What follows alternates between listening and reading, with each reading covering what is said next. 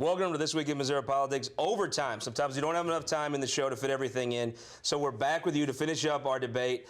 Senate District 15, replacing Senator Schmidt. Representative Andrew Koenig still with us. Representative Rick Stream. Representative Stream, I want to ask something. You have a beautiful family. You have a full life. Going to Jeff City, serving is a full-time job with half-time pay. It takes a lot of personal commitment. Why are you doing this? Well, I'm doing it because I want to improve the quality of life for the people of this district and St. Louis County and the state of Missouri, you know, to make it better for where they live, work, play, and raise a family. And we can do that by economic development, better education, and I've been strong in all of those areas while I've worked in the private sector and in the public sector and, of course, in the legislature. So that's why I'm going back. Our families get to meet up at the snow cone stand every so often in St. Louis. I want to ask you, I mean, you have a beautiful family. You know, this is a huge commitment. Why do you want to represent it? Well, because I really enjoy fighting for liberty. And, you know, I want to make our state a great state to do business in and create economic development. And I take my family with me to Jeff City. So, you know, when we have a long day in Jeff City, I get to go home to them, and I really enjoy that. It's interesting that, even among new Republicans to the party, to bash folks that have been making those sacrifices and trying. Do you ever get tired of that? Do people that don't understand the sacrifice you're making? Well, no, you know, I think a lot of people do understand that it is a sacrifice. But yeah, sure. I mean, in politics, you're going to find people that don't like you. I mean, that's just the name of the game. So. Let me ask you about a more serious topic. Speaking of the snow cone stand we take our kids, not very far from that snow cone stand, actually just a handful of blocks from my house, handful of blocks from your colleague Shamed Dogan's house, there was a shooting of a police officer. What can you do? What can you tell folks at the Baldwin Police Department who are still grieving, at the police departments all over your district and the state? What can you do as a state senator to help protect the cops? I mean, that was definitely a tragic situation. And I mean, we have to have law and order, you know, and we have to have people who want to become policemen, because without the police, we'll have chaos. And, you know, businesses won't be able to run their businesses. Yeah. But one thing that we can do is just make sure we provide everything that they need to do their job, you know, whether it's resources, whether it's support from the community. You know, one thing, if you drive up and down my street in Manchester, you know, you'll see blue ribbons on the majority of those doors. So I think the majority of the people do support our police. Representative Stream, there was a person shot a Baldwin police officer probably 3 blocks where my daughter sleeps.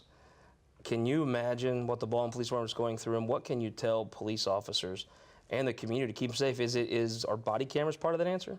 Well, they could be. I think, again, it was a terrible tragedy, as tragedies all over the country are. Our police have to be supported 100%. It's not only supported, but respected 100%. And we have to ensure that law and order is maintained. So in the Baldwin case, a terrible tragedy, and I know the businesses out there are raising money for that police officer. Mm-hmm. As far as what we can do down the road, obviously we have to 100% support our police and respect them, but we can also put in programs of community policing, which I talked about 2 years ago in the county executive race, getting police into the communities to allay some of these fears that some of the folks in our communities have. And also the other thing is, in the budget, I did provide funding for equipment for the police and the firemen, which is why I've been endorsed by both of those groups in this campaign. This week saw the end of the Republican National Convention, saw Donald Trump's speech. After the convention, after the speech, can you wholeheartedly back your party's nominee for president? Yes. Donald Trump was not my first choice, but he won fair and square, and he is a great businessman who has created tens of thousands of jobs. Donald Trump is not responsible for one single negative thing that's happened in this country. The lousy economy, the disastrous foreign policy, the terrorism attacks on Americans here on American soil, and the worsening race relations. He is not responsible for any of that. That's Barack Obama and Hillary Clinton. As far as Hillary Clinton, she is disqualified from being president based on how she's handled classified material. I held a secret or top secret clearance for 34 years, serving in the Navy and working for the Department of Defense. If I had done 1/1000th of what she has done with classified material, I would be in federal prison, which is where she belongs. Representative Koenig, you saw the convention, you saw all the speakers.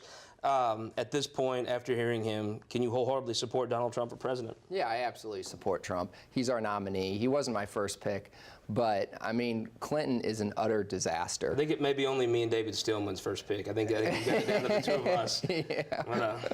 But Clinton is an utter disaster for this country. You know, one thing that I fear is losing the Supreme Court for a generation. You know, if Clinton gets to nominate 2 or 3 picks to the Supreme Court, we will lose when it comes to pro-life. We will lose our gun rights. We will lose religious liberty, and you know that is my fear. So, quick prediction to wrap up: Trump wins Missouri by how much? I think he win. We'll say 5 points. We're recording this. We're going to hold you to it. What do you think? 10 to 14 points. 10-14. Representative Stream, well, thank you very much. Best of luck in the campaign. Representative Koenig, thank you so much for being here. Thank you for having me. Good luck in the campaign. I'll see either way, I'll see you at the snow cone stand, I assume, in a couple weeks. I want to thank everybody for joining us on TWMP Overtime here at MissouriTimes.com.